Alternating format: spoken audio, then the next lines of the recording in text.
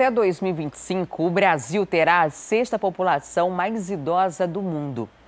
E apesar disso, faltam políticas públicas voltadas a quem tem mais de 60 anos. É o que a gente confere agora na reportagem.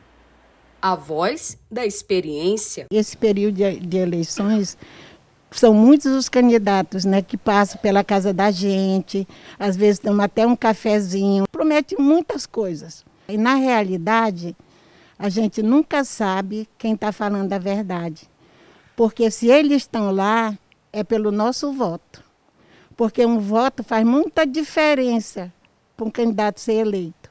A dona Francisca sabe a dificuldade de ser idosa em Manaus. Saúde e transporte são as principais queixas. São muitos os desafios que o poder público vai ter que enfrentar nos próximos anos. A Política Nacional dos Idosos começou a valer no Brasil em 1994. É a mesma que diz que aos 60 anos uma pessoa já é considerada idosa.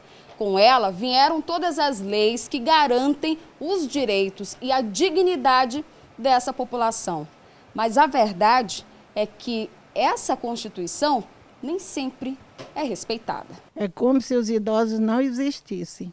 A gente passa por muitas humilhações. Por exemplo, tem um idoso doente, eles não estão nem aí, sabe? Quando a gente chega para marcar uma consulta, é uma dificuldade, sabe? Vem hoje, vem amanhã, hoje não tem. A gente precisa de alguém que dê atenção para nós, que olhe por nós. De acordo com o Tribunal Superior Eleitoral, em 2020, pessoas a partir dos 60 anos equivalem a 20% do eleitorado em todo o país. São 337.604 idosos aptos a ir às urnas. Desse total, 50% vive aqui na capital. Até 2025, o Brasil será a sexta população mais idosa do mundo. Pensar em políticas públicas voltadas a quem tem mais de 60 anos é urgente e elas precisam atender todo o Estado. Seja na área da saúde, de defesa do direito de proteção, seja na área de segurança pública, da educação, do esporte, do lazer. E tudo isso tem que ser desenvolvido não só na capital, mas também no interior. E aí, nesse momento, a gente vê a necessidade de que os políticos que estão aí colocando o seu nome, né, para ser candidato a futuro prefeito e vereador, trabalharem nessa pauta específica, porque não é o nosso futuro, é o futuro de todos nós. É através de grupos como o projeto Viver Mais que ações sociais alcançam lugares onde o poder público ainda não chegou.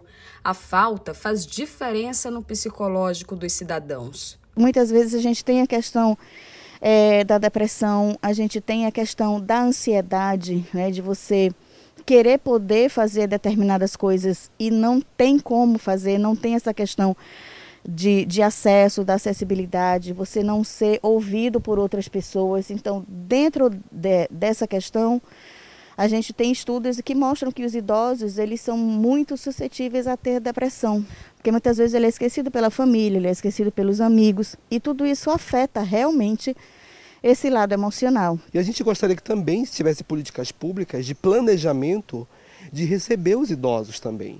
Adaptar as casas para um idoso, por exemplo, que as suas necessidades, suas limitações. E a gente percebe que o idoso ele vai se funilando em casa porque não tem uma cidade planejada. Os centros de convivência existem aqui na cidade de Manaus. Até direi que a cidade de Manaus é bem assistida com relação a essa assistência do idoso, mas os profissionais não são qualificados. Existem enfermeiros, médicos, psicólogos que estão atuando na linha de frente com o idoso, mas não tem qualificação, mas tem o serviço. Então a gente precisa qualificar esses profissionais, né? Não só da área da saúde, mas o público no geral que está na linha de frente com o idoso, em especial os motoristas de ônibus precisam passar por uma qualificação. Outubro é um mês decisivo. O voto é o que vai determinar o que será feito daqui para frente. O mês é também dos idosos e eles sabem o poder que têm em mãos. Eu tenho essa idade, 73 anos, eu voto todos os anos. Isso é uma obrigação do brasileiro, né? Votar. Então, quando eles chegam lá no poder, é como se se as pessoas não existissem, principalmente os idosos.